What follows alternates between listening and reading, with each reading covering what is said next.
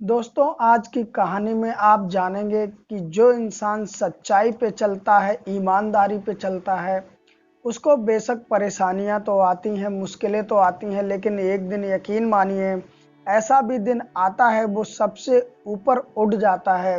यानी कि धनवान भी हो जाता और वो जो चाहता उसे सब कुछ मिल जाता है। ऐसे ही आज की कहानी में है कि एक पिता होता है और उसके 3 बेटे होते हैं। जब वो पिता खत्म हो जाता है तो उसके ऊपर कुछ कर्जा होता है, जो कि वो बेटों से कर्जदार जो होता मांगने आता है। उनमें से 2 बेटे जो पैसे वाले होते हैं वो कर्जा देने से इनकार कर देते, और एक छोटा बेटा होता है जो कि ज़्यादा कमाता भी नहीं था, उसके पास पैसे भी नहीं होते हैं, और वो फिर भी कर्जा देने के लिए राजी हो जाता, क्योंकि वो नहीं चाहता था कि मेरे पिताजी के ऊपर कोई कर्ज रहे और जिंदगी भर गांव वाले ताने मारें कि तुमने अपने पिताजी का कर्ज भी नहीं दे पाया।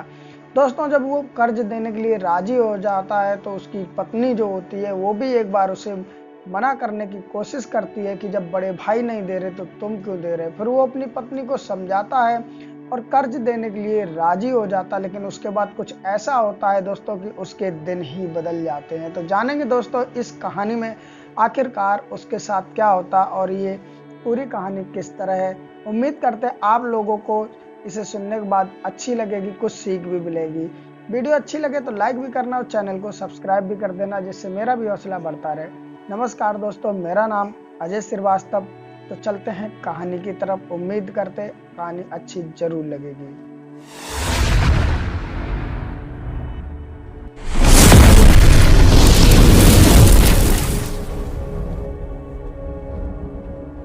दोस्तों, ये कहानी एक छोटे से गांव की है।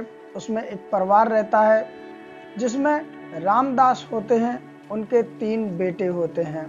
रामदास जो होते हैं वो बाहर रहा करते थे, अक्सर शहर में जाया करते थे कमाने के लिए, जिससे उनके बेटों की आगे की जिंदगी बन सके। रामदास अपने बड़े बेटे और बीच वाले बेटे को पढ़ाते लिखाते, और जो छोटा बेटा होता है वो अभी छोटा होता है और धीरे धीरे समय गुजरता जाता है। रामदास बाहर नौकरी किया करते थे और पैसा जो होता घर पर भेजा करते थे। धीरे धीरे जो उनका बड़ा बेटा होता पढ़ लिख करके शादी लायक हो जाता, उसकी शादी कर दी जाती है और उसकी किस्मत अच्छी होती है, सरकारी नौकरी भी लग जाती, क्योंकि पढ़ा लिखा भी अच्छा था, रामदास ने पढ़ा दिया था। जो बीच वाला लड़का होता है वो मिस्त्रीगिरी का काम सीख लेता है, मिस्त्रीगिरी करने लगता है। और जो छोटा बेटा होता है, अब धीरे धीरे जैसे सबकी उम्र बढ़ रही थी वैसे रामदास भी बुढ़ापे की तरफ चल दिए थे। रामदास जब लगभग वो 60-65 साल के आसपास हो जाते हैं तो वो अपने घर पर ही रहा करते थे। आज से लगभग 15 साल पहले उन्होंने काम छोड़ दिया था, यानी कि नौकरी बाहर करनी छोड़ दी थी, अपने गांव में ही करने लगे थे। छोटा बेटा भी जवान हो चुका था। छोटे बेटे की जिम्मेदारी जब रामदास देख लेते हैं कि मेरे बड़े बेटे और बीच वाले बेटे करने योग्य हो गए तो उसी के कंधों पर डाल देते हैं। लेकिन दोस्तों, जो कि बीच वाला बेटा और बड़ा बेटा होता है वो अपने अपने पत्नियों के साथ में अपनी अपनी ज़िंदगी में मस्त हो जाता है। छोटे वाले बेटे को कोई देखता नहीं रामदास के, यानी कि उनके जो दोनों बड़े भाई थे। छोटे वाले बेटे का नाम होता है मुकेश। मुकेश के बड़े भाई के ऊपर जिम्मेदारी उनके पिताजी डाल देते हैं कि मुकेश को पढ़ाना लिखाना नौकरी लगवाना है तुम्हारी जिम्मेदारी है, लेकिन कोई भी उसकी देख रेख कुछ करता नहीं है, ना ही पढ़ाता है ना ही लिखाता है। जितना उसके पिता ने पढ़ाया उतना ही पढ़ लेता, और उसके बाद वो भी शादी लायक जब हो जाता उसकी भी शादी हो जाती। समय धीरे धीरे गुजरना लगता है। एक मुकेश था जो अपना रोज मेहनत मजदूरी करता और अपना खाना खर्चा चलाता। रामदास जो थे अब बूढ़े हो चुके थे और उसके बाद में उनके पास थोड़ी ज़मीन थी। वो ज़मीन तीनों के नाम कर देते हैं और स्वयं घर पर रहने लगते हैं। उनकी तबीयत खराब रहने लगती है। दोस्तों, तबीयत तो खराब काफ़ी समय से रहती है, इसीलिए उन्होंने परदेश जाना भी छोड़ दिया था। समय धीरे धीरे गुजर रहा था, हर कोई अपने अपने परिवार में मस्त था। एक समय ऐसा आता है कि रामदास जी खत्म हो जाते हैं। रामदास जी जब खत्म हो जाते हैं तो ये खबर सारे रिश्तेदारों, गली मोहल्ले, गांव में पहुंच जाती है। और उसके बाद में और थोड़ा समय बीतता है।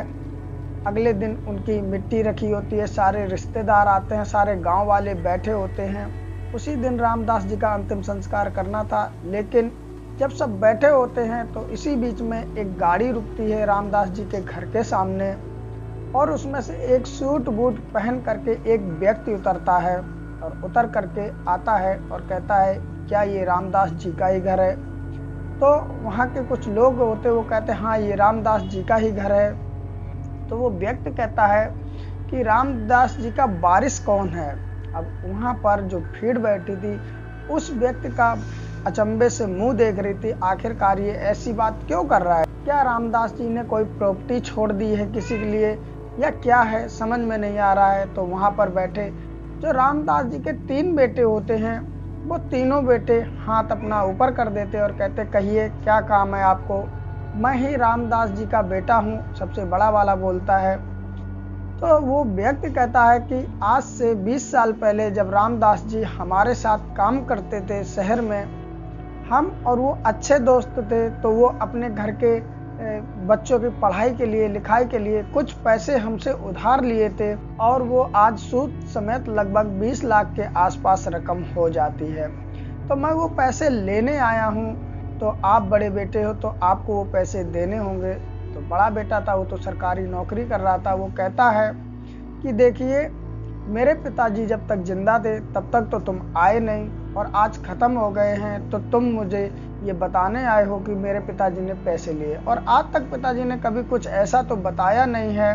अगर पिताजी ने लिए भी हैं तो पिताजी तो ख़त्म हो गए और उनके साथ ये सब कुछ ख़त्म हो गया, और मैं ये पैसे तुम्हें दूं ही क्यों? क्या सबूत है तुम्हारे पास? अब जो रामदास का बड़ा बेटा होता है वो तो साफ इनकार कर देता है कि मैं पैसे नहीं दूंगा। उसके बाद में फिर जो वो व्यक्ति आया था सूट बूट पहन करके, वो व्यक्ति फिर बीच वाले बेटे से कहता है कि तुम भी तो उन्हीं के बेटे हो, क्या तुम अपने पिताजी की उधारी नहीं चुकाओगे? क्या तुम चाहते हो कि तुम्हारे पिताजी की समाज में बेइज्जती हो, या मैं कुछ उल्टा सीधा बोलूं? रामदास जी का बीच वाला बेटा बोलता है कि देखो, मेरे पिताजी ने अगर कुछ लिया भी है तो तुम्हारे पास कुछ सबूत है क्या, या तुम सिर्फ झूठ ही बोल रहे हो? मुझे तो फ्रॉड लग रहा है, क्योंकि मेरे पिताजी जब खत्म हो गए तब तुम आए हो, जब तक वो जिंदा थे तब तक कहाँ थे तुम, और आज उनके खत्म होने के बाद ही तुम्हें पता चला। तो वो व्यक्ति बोला कि देखो, सबूत की अगर बात करते हो तो मैं इतना बड़ा बेवकूफ़ नहीं। जब मैंने पैसे दिए थे तो बाकायदा लिखित कराई थी, और उन पैसों की आज भी मेरे पास लिखित है। और उसके बाद में रही बात आज आने की, तो आज का ही वादा तय हुआ था कि इस समय तक अगर मैं दे पाऊँ नहीं तो आज के दिन तुम आ जाना। तो आज के दिन मैं तुम्हारे घर पर आया हूँ पैसे लेने के लिए। अब जो बीच वाला बेटा होता है वो कहता, मुझे कोई मतलब नहीं, मेरे पिताजी ने लिए थे तो तुम उन्हीं से मांगते, मैं पैसे नहीं दे सकता हूँ। अब इतनी बात जब उससे हो जाती है तो उसके बाद वो छोटे बेटे की तरफ देखता है जिसका नाम मुकेश था, और उससे कहता है, क्या तुम भी तो छोटे बेटे हो, तुम नहीं अपने पिताजी की उधारी चुकाओगे? तो छोटा बेटा खड़ा हो जाता है और कहता है कि तुम्हारे पास अगर सबूत है तो मुझे दिखाइए, मैं अपने पिताजी की उधारी चुका दूंगा। मैं अपने पिताजी की कभी बेइज्जती होते नहीं देख सकता, पिताजी नहीं रहे तो क्या हुआ? वो इतनी जैसे ही बात कहता है तो बड़े भाइयों की जो पत्नी होती हैं वो अपने देवर को चूतिए की नज़र से देख रही होती कि कितना बड़ा मूर्ख है, और साथ ही साथ में जो उस मुकेश की पत्नी थी वो भी अपने पति को अचंभे की नज़र से देख रही, और उसके बाद में भाग करके आती है, और आने के बाद में अपने पति का हाथ पकड़ती है और अंदर ले जाती है। उसके बाद कहती है कि एक बात बताओ, जब तुम्हारे भाई इतने पैसे वाले हैं तो वो पैसे नहीं दे रहे हैं, तो तुम क्यों आगे आ रहे हो, और हमारे पास तो पैसे भी नहीं हैं।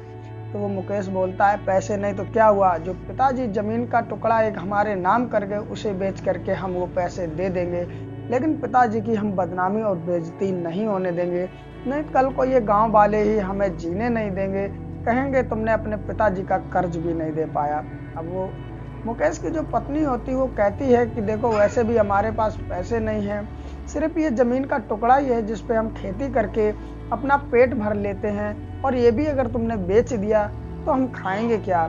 अब वो मुकेश कहता है कि देखो, आज तक तुम ही कहती थी कि तुम एक सच्चे और ईमानदार व्यक्ति हो, जो कि तुम्हें पा करके मेरी किस्मत खुल गई, और आज ही तुम मुझे अपने कर्तव्य से रोक रही हो। इतनी बात जैसे ही उसकी पत्नी सुनती है तो वो अपने पति का साहस बढ़ाती है और कहती है कि ठीक है, तुम जाओ और पिताजी का कर्जा दो। इतनी बात जब मुकेश सुनता है तो वो भी साहस बढ़ा करके जाता है और फिर उस व्यक्ति से कहता है कि ठीक है, लाओ सबूत दिखाओ मेरे पिताजी ने क्या पैसे लिए थे, मैं तुम्हें पैसे दे दूंगा। अब वो व्यक्ति कहता है क्या तुम्हारे पास 20 लाख रुपए हैं? तो वो कहता है मेरे पास पैसे नहीं है, लेकिन मेरे ही पिताजी ने मुझे एक जमीन का टुकड़ा दिया था, वही टुकड़ा बेच करके मैं तुम्हारा पैसे दे दूंगा, जो मेरे पिताजी का कर्जा है वो दे दूंगा। आखिरकार वो जमीन भी तो पिताजी की है। जब वो व्यक्ति इतना सुनता है तो उसके बाद बड़े भाइयों की तरफ देखता है और कहता है तुम्हारा छोटा भाई अपने पिता का कर्जा देना चाहता है, क्या तुम उसकी मदद करोगे? तो बड़े भाई साफ कह देते हैं मुझे कोई मतलब नहीं, ना ही मुझे पिताजी से मतलब है, ना ही इससे मतलब है। ये देना चाहता है तो इसे दे देने दीजिए, मैं कौन होता हूँ रोकने वाला, लेकिन मैं एक फूटी कौड़ी भी नहीं दूंगा। इतनी बात जब वो व्यक्ति सुनता है तो वो अंदर से जाता है, एक कागज लेकर के आता है अपनी गाड़ी से। जब व्यक्ति अपने गाड़ी के अंदर से कागज लाता है तो उस कागज को सबसे कहता है कि सभी लोग इसको जरा सुन लीजिए, उसके बाद में हम आगे बात करेंगे। अब वो एक बार के लिए जो बड़े बेटे होते हैं उनकी पत्नियों से भी वो व्यक्ति पूछता है तुम ही समझाइए अपने पति को कि आखिरकार अपने पिताजी का कर्जा वो भी दें। तो उनकी पत्नियां साफ कह देती हैं कि मैं क्यों कर्जा दूं, मैं एक फूटी कौड़ी भी नहीं दूंगी, और ये देना चाहता हो तो दे, मैं नहीं दूंगी। इतनी जब बात वो कह देती तो व्यक्ति कहता है कि सुनो अब इस कागज में क्या लिखा।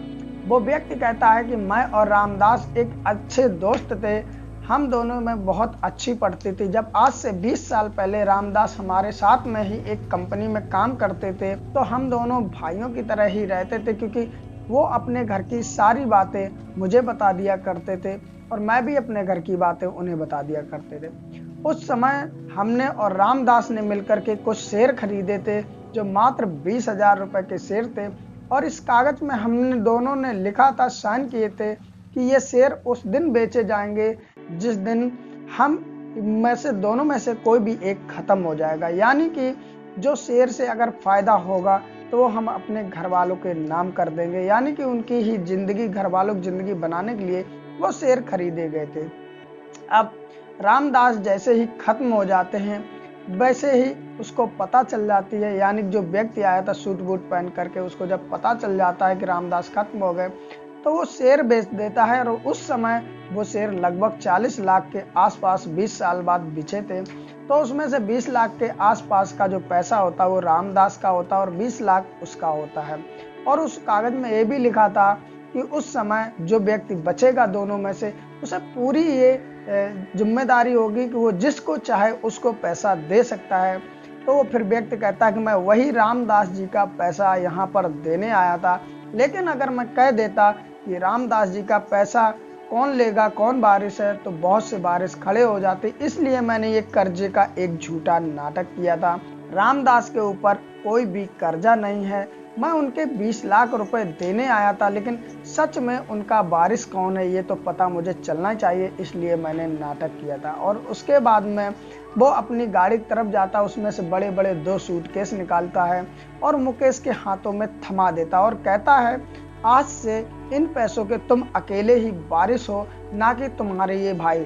तुम इनमें से एक भी रुपए अपने भाइयों को मत देना। जब वो अपने पिता का कर्जा नहीं दे सकते, उनकी इज्जत नहीं बचा सकते, तो वो पैसे के हकदार भी नहीं। और उसके बाद में वो दोनों सूटकेस मुकेश को दे देता व्यक्ति, और व्यक्ति देने के बाद में वहां से चला जाता। अब वहां जितने भी लोग बैठे थे टुकटुकी भरी नजरों से सब देख रहे थे, उस व्यक्ति की तरफ भी और मुकेश की तरफ भी। अब जो बड़े भाइयों की पत्नी थी, जो थोड़ी देर पहले मुकेश को बेवकूफ समझ रही थी, वो अब मुकेश को इस नज़र से देख रही थी और मन में एक सोच रही थी लालच भरी कि काश हमने कह दिया होता कि हम भी पैसे देते तो आज को पैसे हमें भी मिलते। अब मुकेश जब उन पैसों को अंदर ले जाता है और सूटकेस खोल कर देखता है तो मुकेश और मुकेश की पत्नी दोनों खुश हो जाते हैं, क्योंकि वो नोटों से भरे हुए दोनों सूटकेस होते हैं। मुकेश की पत्नी कहती है कि सच में जो सच्चाई और ईमानदारी के रास्ते पर चलता है एक दिन उसका भाग्य जरूर बदलता, ऊपर वाली जरूर उसका सुनता है। अब मुकेश की पत्नी कहती है तुम तो अपने पिताजी का कर्जा देने के लिए अपनी जमीन भी बेच रहे थे, लेकिन ऊपर वाले ने शायद ये हमारी परीक्षा ही लेनी चाहिए, जो कि आज हम इतने धनवान हो गए।